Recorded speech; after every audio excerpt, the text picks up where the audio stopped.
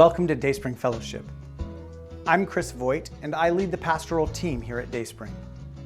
It means a lot to us that you've decided to make this service a part of your spiritual rhythm today, whether you're live in the room with us, watching online, or at some point in the future.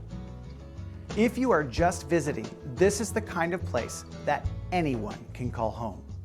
If you are curious about church, this is a safe place to check out the claims of Jesus. It's a great place to have doubts and questions about spirituality.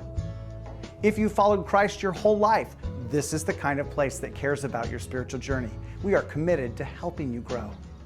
You can learn more about us as a church by exploring our website at DSF.CHURCH, by checking out our Facebook page, or contacting us by phone or email. If you need help figuring out the next step to making Dayspring your church home, or if you just have questions, please let us know. We'll help you find the answers. For today's service, you can find study questions in the resources section of our website. And now, let's join our service.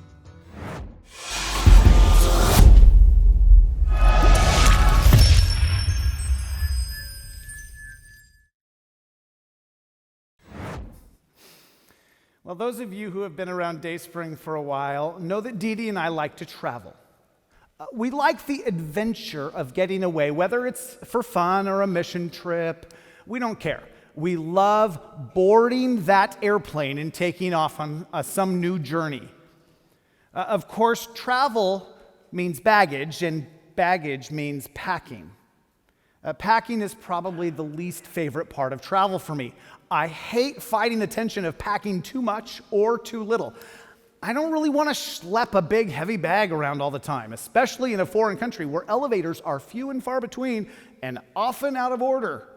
That 35-pound bag gets heavy around the fourth floor. And if I'm traveling with Dee Dee, well, let's just say her 50-pound bag gets even heavier around the fourth floor. She has packing down to an art form. I have never seen someone cram as much stuff into a suitcase as she does. I'm a throw the basics in the bag and add some Diet Coke if I'm traveling internationally kind of guy. That's where most of my weight comes from. Diet Coke is different in other countries, so I pack enough to have one American Diet Coke a day. You can laugh at me all you want, but we all have our quirks and priorities. Dee Dee has bags for her bags. In fact, I think some of the bags she has for her bags have bags. She uses every square inch of her suitcase and unzips the expansion when she needs to. And when I'm not careful to close up my suitcase before she notices, I usually hear, "Oh, good, you've got room." Men, you know what that means. To be fair, Dee Dee's method of packing means that she's prepared for everything that could possibly happen. She packs options for her options.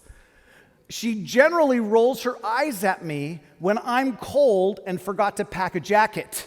Why didn't you pack something? For the record, men, because I didn't have room after you got a hold of my suitcase is never an acceptable answer.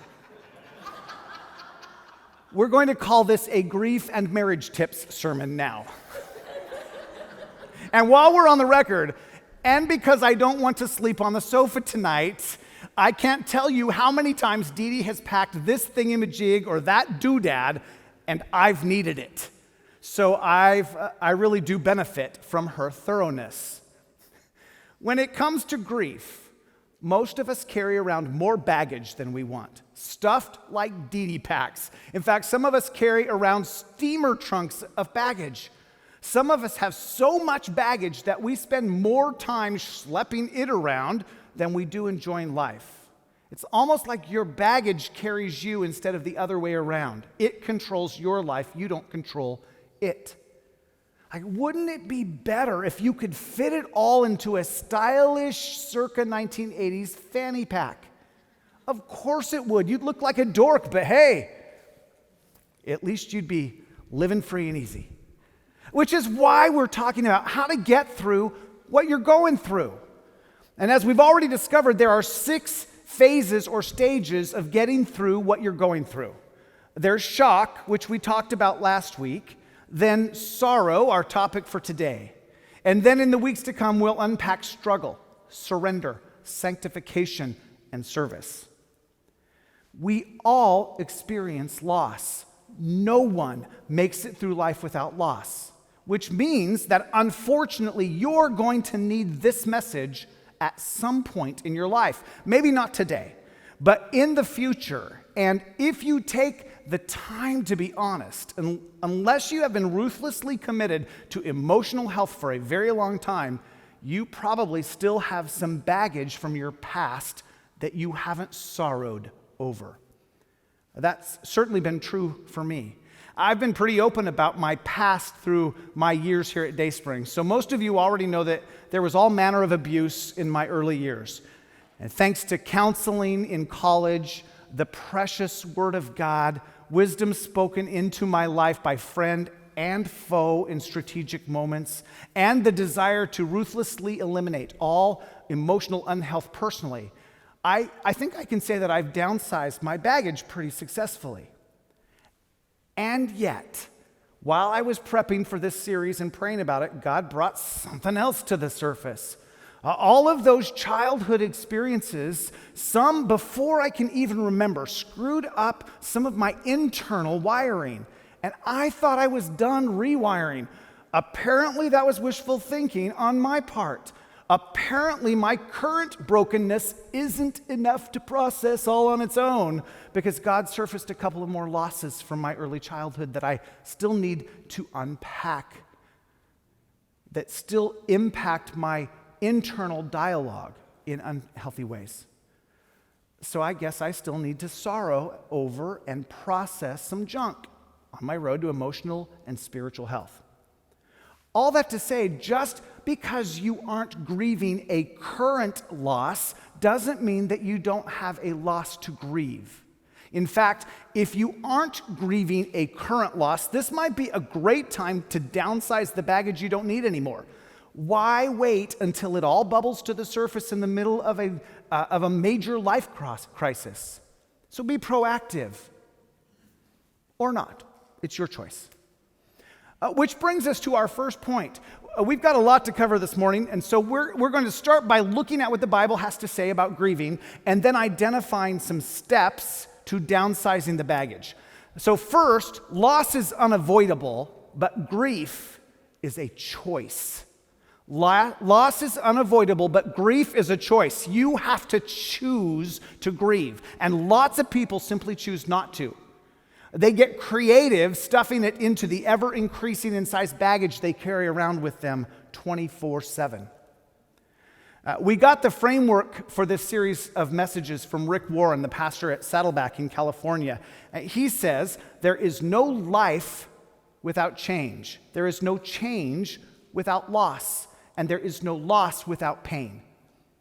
But grief is a choice. That's worth repeating. There is no life without change. There is no change without loss. And there is no loss without pain. But grief is a choice. Though we often live in denial and try to fight it, all living things change. The only things that don't change aren't alive. Since you are alive, you're changing. My 53-year-old body is a testament to this truth. I ache in places I've never ached before. I don't have the stamina I used to have. I need more sleep. I can't do things the same way I could when I was younger. Everything changes. The things inside you change. Things around you change. There is no change without loss. You can't reach for the new without losing the old. That's loss. You are losing things all the time, and I don't mean your keys. That's how you are able to move forward. And there is no loss without pain. We don't like loss, especially when we aren't in control of the loss. But grief is a choice. You have to choose to let grief in, to choose to feel it. Which begs the question, why in the world would I ever want to feel grief? What's wrong with stuffing it in and ignoring it? It's not hurting anything. Well, whether you like it or not, grief is the key to your spiritual growth. Grief is the key to your spiritual growth. You are one whole person, body, mind, and soul. Your emotional health impacts your physical health and your spiritual health, even if you don't know how. Your emotional health is impacting your spiritual health, which means your journey to spiritual adulthood must include a journey to emotional adulthood. And as a reminder, grief isn't just something that happens at funerals with the loss of a loved one. You experience thousands upon thousands of losses in your life. Some of those are obvious. You can lose your health. You can lose a job. You can lose your friend. You can lose your finances. But you can also lose your innocence, your sense of safety and security, your identity. It would be impossible to create a complete list of losses. You can and do lose anything, which makes grief much more than just what you feel when someone dies. It is that, of course, but it is more, much more than just the physical death of a loved one. What about the loss that comes with the death of a dream? The death of what you thought was your future. On the communication card a couple of weeks ago, someone wrote that they were grieving the loss of a leadership position because of the betrayal of someone they trusted. Another friend wrote that she was grieving the life she feels like she's earned but doesn't have. Another wrote the loss of companionship. Another, the loss of certainty. And yet another, the broken relationship with his kids. We can lose anything, which means we can grieve any loss, not just physical death, if we choose to. Grief is a choice. But because grief is unpleasant, most of us want to avoid it. So we stuff it and ignore it. We just get on with life. We deny it. But don't miss this. That's the cause of many of your problems. Unresolved, unmourned grief. Like me, you had junk happen when you were a kid. Your teen years were torture. You didn't date well. Your first marriage ended ugly, and you should have grieved over it, but you didn't. Grief is a choice. But if you don't choose it, you get stuck at that stage. Grief is essential to a whole, healthy life. So choose it. Now, the second thing we should know about grief is that grief is healthy. Grief is healthy. It is the only healthy response when you have a loss. It doesn't matter what the loss is. It can be anything. The loss of a career, the loss of a marriage, the loss of financial stability, the loss of a relationship. Grief is healthy. It's good for you. It's the only healthy response to loss because it is unhealthy to deny a loss. Grief might be the worst, most painful emotion that we experience, but on the flip side, it's also the most helpful emotion. Grief is God's tool for getting you through life's transitions. If you don't grieve, you get stuck. And some of you are still stuck at 14 years old, or 32 years old, or 40. You're stuck because you didn't grieve a major loss in your life and you got stuck. Many of our phobias and anxieties and fears and low self-esteem are caused by our ungrieved losses. Even Jesus, who clearly never did anything wrong, never did anything unhealthy, even Jesus grieved. The shortest verse in the Bible is Jesus wept. Jesus was a man acquainted with sorrows, and when his friend Lazarus died, Jesus grieved. He cried. For the record, I'm not sure that he was crying for the loss of Lazarus. You might remember this story. Let's look at a part of it in John chapter 11. beginning in verse 33. When Jesus saw her weeping, that's Lazarus' sister, when he saw her weeping and saw the other people wailing with her, a deep anger welled up within him, and he was deeply troubled. Where have you put him? He asked them. They told him, Lord, come and see. Then Jesus wept. The people who were standing nearby said, oh, see how much he loved him. Jesus was somewhere else when he was notified that Lazarus was sick. And then he stayed where he was for 2 more days.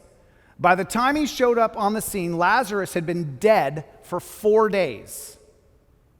But if Jesus knew that he was going to resurrect Lazarus in just a couple of minutes, and he did, why would he be grieving the loss of Lazarus? That doesn't make sense to me.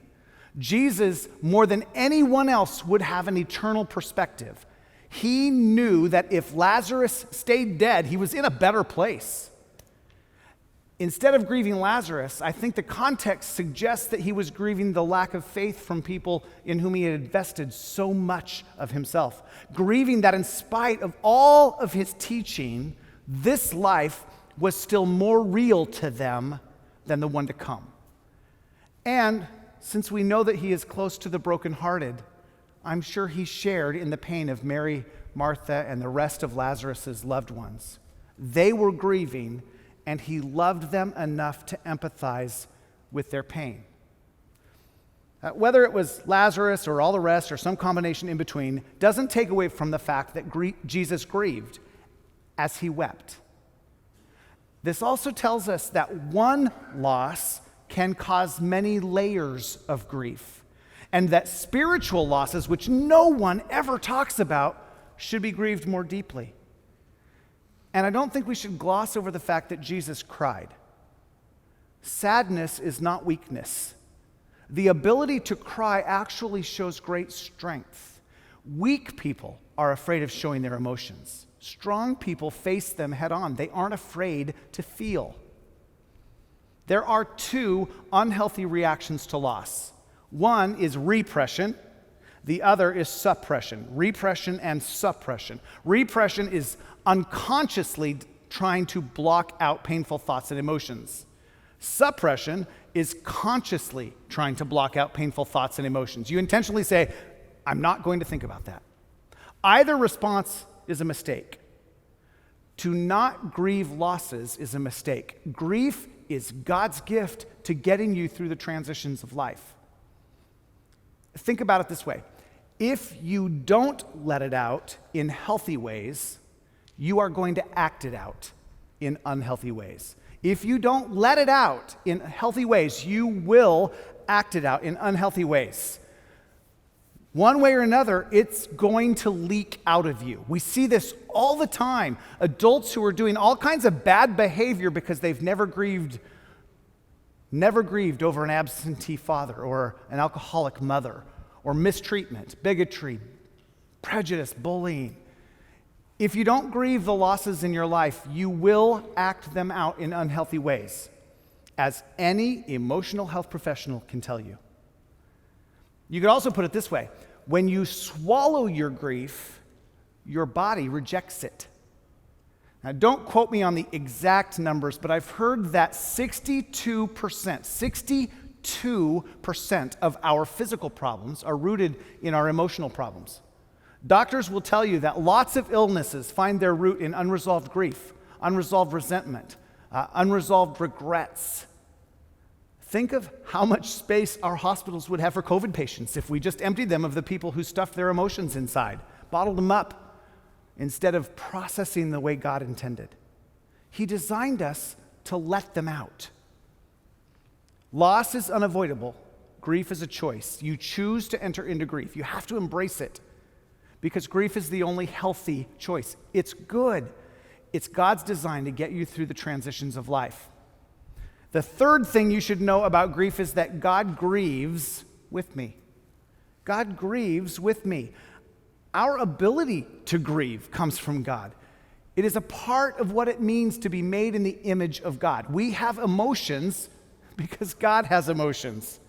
God experiences sadness. He weeps. He sorrows. God has regrets when he sees the evil that people do. He's an emotional God. When you decide not to grieve, when you live in denial and stuff your losses into your emotional baggage, you are denying the very thing that makes you human. You are denying the essence of what it means to be created in the image of God. The Bible teaches that not only does God give us the ability to grieve, but he grieves with us. He suffers with us. He is sympathetic to our pain. He isn't just standing on the sidelines waiting for us to get over it. He actually enters into our grief. Psalm 34:18 says, "The Lord is close to the brokenhearted. He rescues those whose spirits are crushed." Have you ever been brokenhearted? Some of you are brokenhearted right now. Maybe your heart was broken just this week, or maybe it's been broken for a long time and you've just ignored it. God is close to the brokenhearted. I remember years ago coming home after having my spirit broken by betrayal.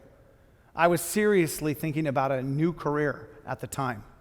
I told Dee Dee what had happened, and I opened God's Word, and he spoke to me through the book of Hebrews. He began to pick up the pieces of my heart as he restored my soul. God is close to the brokenhearted.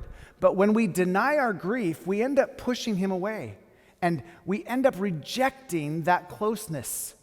Grief is healthy because it invites God into the process, and he rescues those whose spirits are crushed.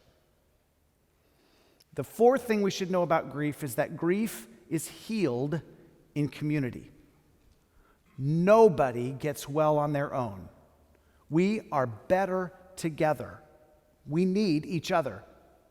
Shortly after creation, in a perfect setting, Adam sat there alone, and God saw that it wasn't a good thing for him to be alone. God hates loneliness. He created us for community, to be in relationship, to love him by loving other people. You need people in your life. We looked at this verse last week. Galatians 6:2 tells us to share each other's burdens, and in this way, obey the law of Christ. When you are in pain, I love God by carrying your pain with you. When I'm in pain, you do the same. We are to carry each other's grief. That's one of the ways that we support each other. Romans 12:15 says, "Be happy with those who are happy, and weep with those who weep." Grief is healed in community. Revealing your feelings is the beginning of healing. We share it with each other. As a side note, let me give you just a little advice. When someone is in pain, comparing never comforts. Don't tell someone, "I know what it's like." No, you don't. You don't know what it's like. Everybody's grief is different because every person is different. If they've lost their grandparent and you've lost your grandparent, it still isn't the same. You have a different relationship with your grandparent than they do with theirs. You carry different baggage than they do.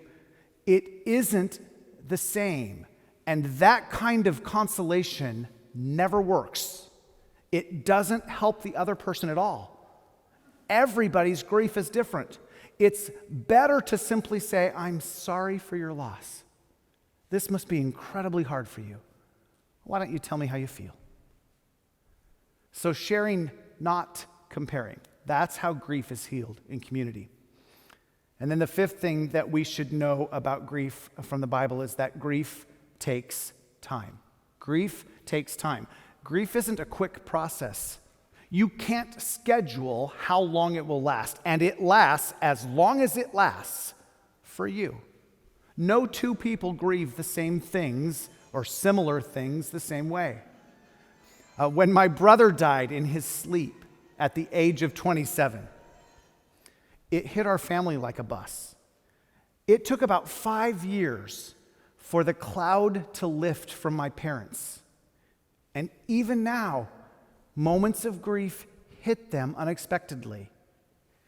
And that's okay. You never get over grief. You get through grief. You never get over the major losses in your life. You get through them. You remember them for the rest of your life. They become a part of your story, your life story. They are a part of what makes you, you. My grief has made me the person I am today, and frankly, I like the person I am today. I wouldn't change that. My grief has become a part of my story.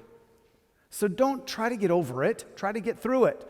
Don't expect others to get over it. Help them through it. Ecclesiastes 3 says this.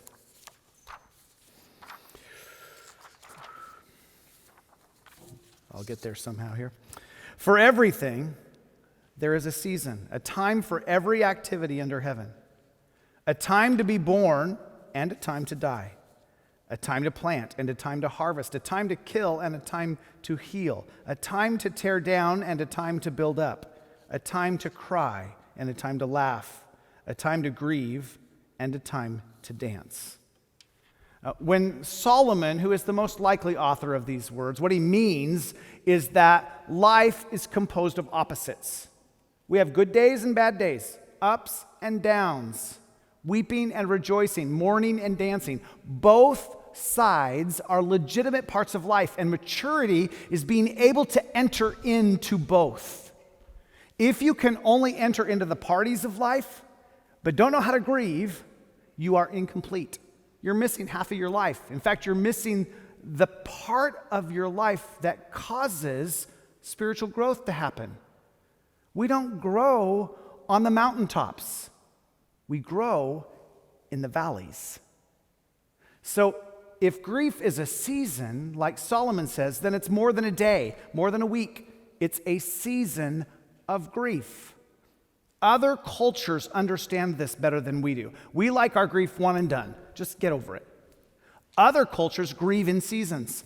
When Moses died, the whole country grieved for 30 days. That was the time of mourning. It's important to recognize this truth because too many of you are like me.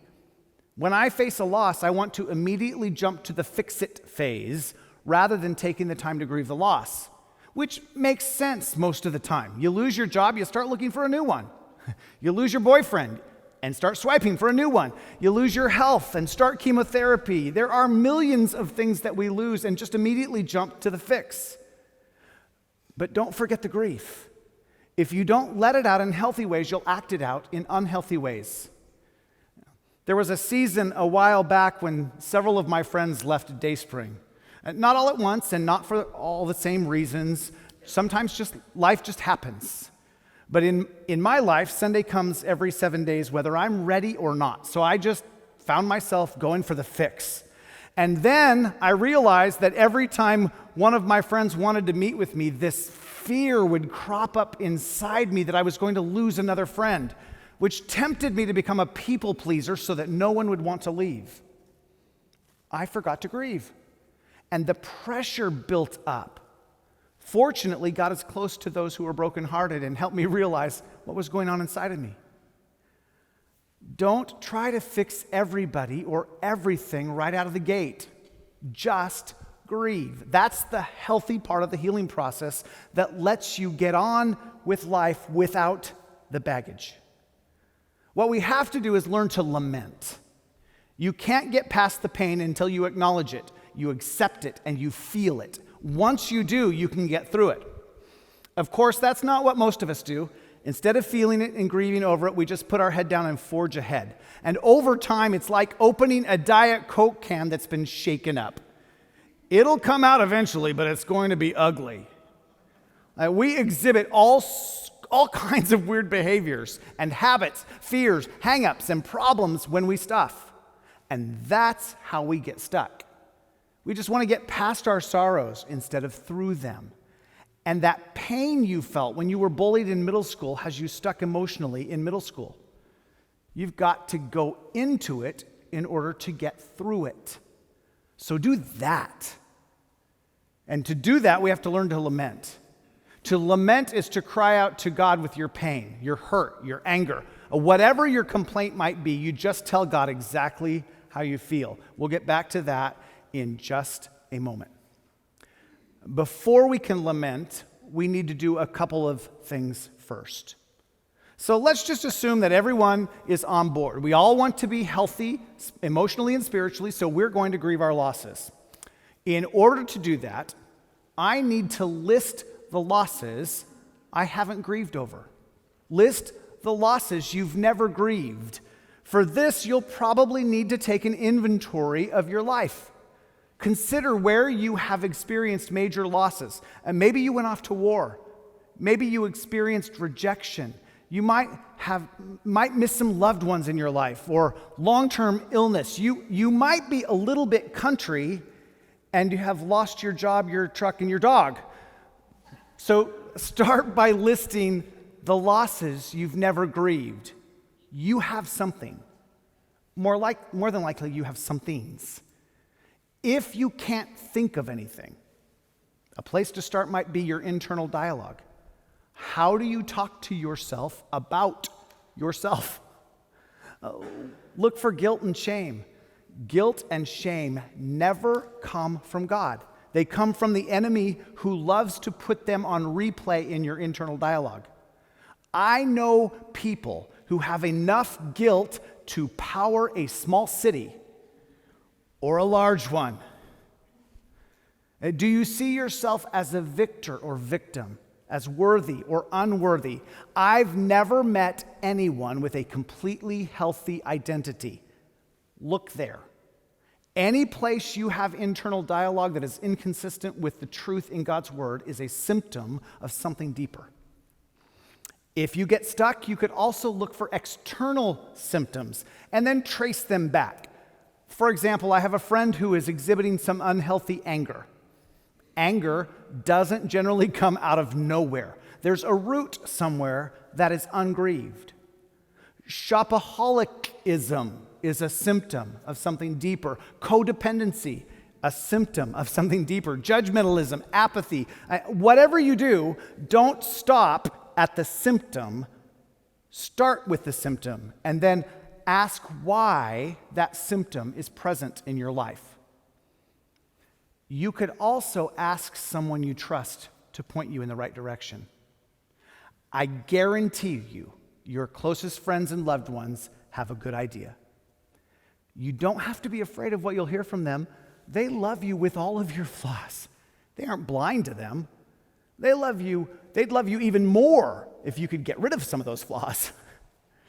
And on the other side of that, if someone asks you to point them in the right direction, give them the kindness of truth. You can speak truth with love and kindness. If someone is brave enough to ask you for help, be brave enough to answer them truthfully. Now, in case I haven't been clear to this point, it doesn't matter when the loss happened in your life. If you're thinking, that was 50 years ago, it doesn't matter anymore. That's a lie from the enemy. You might even take a look at things you think you've already grieved. God often reveals brokenness in layers. He just peels them back one at a time. That's about all we can handle. If you haven't grieved it the way God designed, it impacts your life today. And even if that impact is small, it's holding you back. You need to grieve. You need to deal with it. Grief is so important to our spiritual formation that I can honestly say that not grieving your losses puts you out of alignment with God's plan for your life. We also call that disobedience, or dare I say, sin. Like, how many of you would like to have a life and a future that's blessed by God? No need to raise your hand. I know the answer. Everyone wants a life and future blessed by God. Grief is the key to blessing. Notice what Jesus said in the Sermon on the Mount, Matthew 5:4. God blesses those who mourn, for they will be comforted. Who gets comforted? They. Who is they? Those with the courage to mourn. What Jesus is saying is that cover-ups don't get comforted. Stuffers don't get comforted. Ignoring the pain, denying the pain doesn't get comforted. Too afraid of your emotions? No comfort for you. And if I don't get comforted, I don't get blessed. Blessing comes through mourning. Mourning is the key to unlocking God's blessing. If we want to boil it down, I think the reason we don't allow ourselves to grieve is fear. We're afraid we'll be overcome with emotion, or we're afraid that we'll never recover, or we're afraid dredging up that old junk won't do any good, won't make anything better. Too much work and not enough payoff. Grief won't kill you. You will recover. You won't lose your mind. It will do good. It's worth the work. God has not given you a spirit of fear, but a spirit of power, of love, and of sound mind. Fear never comes from God. In fact, God's word says to fear not 365 times. Do you know how many times it says to grieve not? Or cry not? Or sorrow not? Not one time. Fear not. Or how about this one? Yea, though I walk through the valley of the shadow of death, I will fear no evil. I had to break out my old King James for that one. Fear is evil. Consider this. I'm asking you to walk through your grief to the other side. Blessing is on the other side. You're not going to get stuck in your grief. You're already stuck on the wrong side of grief. You're going to walk through the valley and come out the other side a healthier, stronger person, blessed by God. That's the promise to cling to. But you've never walked through it, so it's big and scary. And it's keeping you from growing the way God wants you to grow. That's why you can't stop those habits, those destructive patterns that are holding you back. You've got to get through the valley so you can get on with the rest of your life. So list the losses. And then next, identify what I've really lost. Go back and look at what you really lost in childhood. Go deeper than the obvious. It's wasted effort if you don't go all the way. So what did you lose by having an alcoholic dad? What did you really lose when you lost your job? What did you lose when you were bullied? Did you lose stability, security, your identity? Did you lose encouragement, credibility, trust? Like, what did you really lose? That's what you need to grieve. Yes, I was abused, but what I really lost is my innocence. I lost part of my identity and self-worth. If I only grieve the abuse, I'm forgetting to grieve the deeper stuff that really shapes who I am. The abuse is what happened to me, but the things that scar me are more, the things that scar me more are the things I really lost. So once you've identified the losses you haven't grieved, make a list of what you've really lost there. And then third, have the courage to lament. Lament isn't a word that we use much today. It's a Bible word that most of us have heard and probably have some sense of what it means, even if we don't really know much about it. A lament is a passionate expression of grief to God. To lament means I cry out to God. I may shout to God. I may weep. I may yell. It's a passionate expression of grief to God. It's also an act of worship. That might surprise you. It is an act of worship that can actually include arguing with God and complaining to God. When you complain to God, it's an act of worship. When you complain about God, that's sin. And we usually do the second. We complain about God. But God allows us to complain to Him all we want. He can handle it. God can handle your rage and resentment. He can handle your regrets and complaining and your accusations. He's got big shoulders. We're going to talk about this more next week when we talk about struggle. How do you argue with God and complain to God and have it become an act of worship? We'll unpack that a little bit later. But for now, he can handle it. The Bible is filled with laments, complaints to God, prayers of accusation and grief. The beauty of the Bible is that it doesn't whitewash any negative emotion. It's all there, the good, the bad, and the ugly. God isn't afraid of our negative emotions. To be fully alive is to accept it all. The Bible is filled with laments. We've got a whole book dedicated to laments. We call it Lamentations. It's an entire book of Jeremiah complaining to God that God got it all wrong. He was grieving the destruction of the temple in Jerusalem.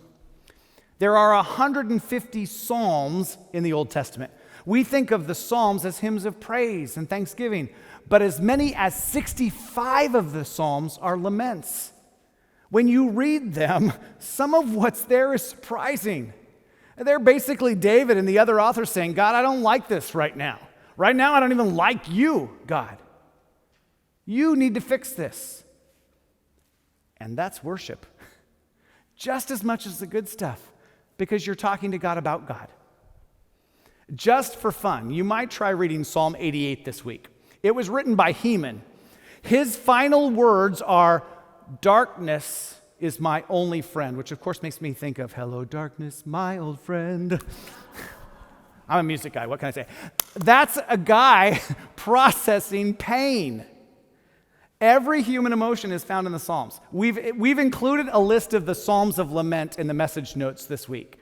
Read a few, and then follow their pattern with your own losses. And then the last thing you need to do is ask Jesus to heal your broken heart. Ask Jesus to heal your broken heart because he understands. He made you. He's close to the brokenhearted. Psalm 103, 13 and 14 says, as a father has compassion on his children, so the Lord has compassion on those who fear him. For he knows how we are formed. He remembers that we are dust. Like when we come to God and tell him we're hurting or scared, or God, I'm grieving. God, I just got fired and I don't know what to do, or my engagement just got broken off, or I'm afraid I'll never get married, or I'm sorry I ever got married, or God, I really want a baby, but I don't have one. It hasn't happened. When we pour out our hearts to him, he understands. He gets it. He knows our hearts better than we do. And he's just waiting for us to acknowledge what he already knows and ask him for help.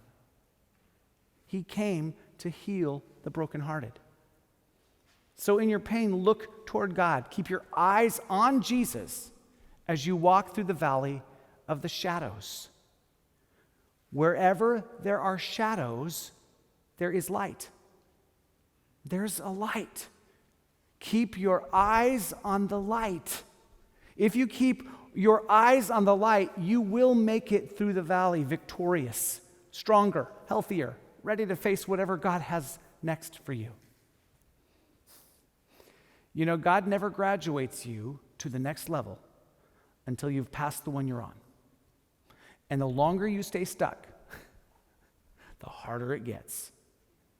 So press on and graduate to a life and future blessed by God.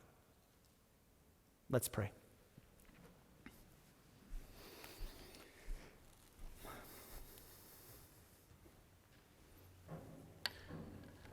Father, in these moments,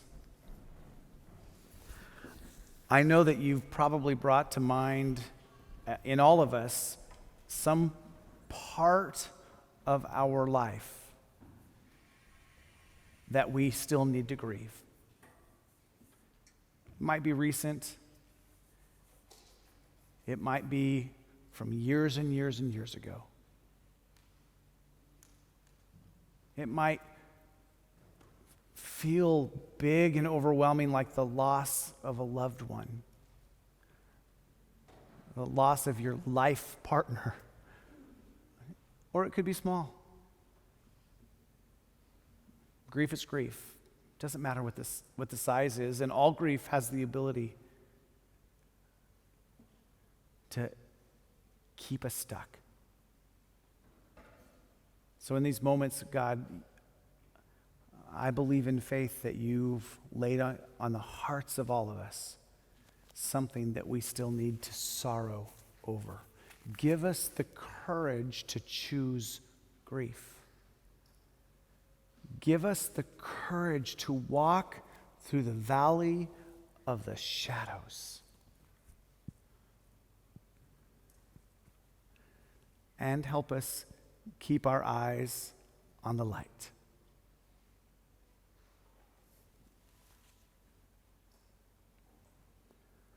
Father, we want nothing more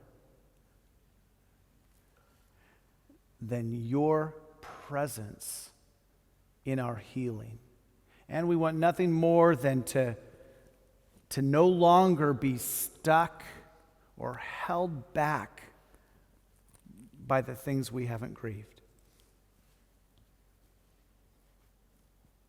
So as I often pray, do your perfect work in us as we walk through the valley of the shadows. In Jesus' name, amen.